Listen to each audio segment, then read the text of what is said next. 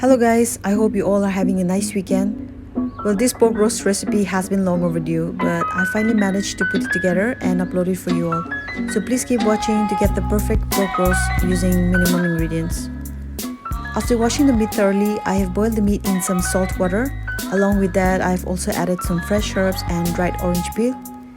You can skip the step of not adding the herbs and just boil it in some salt water, but I believe that adding the fresh herbs will bring out more flavor in the meat.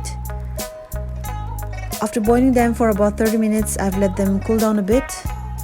I'll be listing down all the ingredients in the description box. Please kindly check it out later. I had full intentions of roasting the meat the same day that I boiled the meat, but it was 44 degrees Celsius that day, so I made the pork roast the next day for lunch.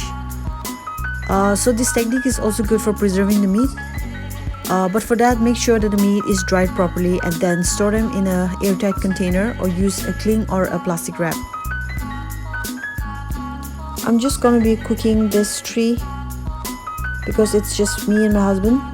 So since I've already boiled the meat in some salt water, I am just adding a little bit of salt for taste, and then I will go ahead and add some seasoning. So these are the two ingredients which I'll be using. Naga spiced blend from Saucy. You can take a screenshot of the ingredients if you like, and along with that I'm also going to be using dried rosemary.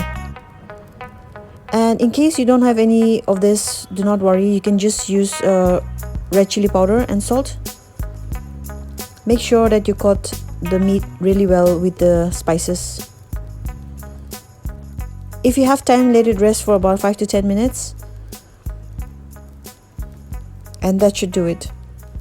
So for roasting the meat, you need a good pan, and I'm going to be using my most trustworthy saucepan today. This is actually a wedding gift back in 2013, and I'm still using it to this day. So now all we need to do is just keep rotating the meat from time to time. Make sure that it does not burn, and make sure that the pan that you're using is thick enough, because a thin pan would not give you the perfect kind of roast that you're looking for. As you can see, I've just roasted the meat for about 5 minutes and there is already some color on the meat. I'm gonna be flipping them every 5 to 10 minutes. So all the size of the meat is not even. As you can see, the first one is a little bit thicker than the other, so I'll keep an eye on that. Make sure that it is cooked properly. And you can also use this technique to cook the meat well. Just keep a good eye on the meat, and depending on how you like the meat to be, medium or rare, you can cook it accordingly.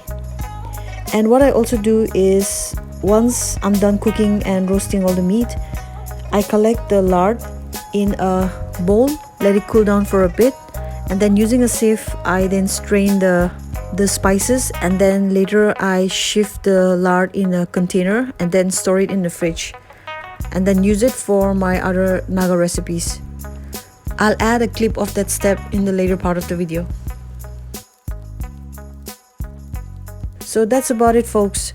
You just need to be a little patient with this recipe and you'll end up with the perfect pork roast. Well, I hope you guys enjoyed watching this video, as I enjoyed making it for you all.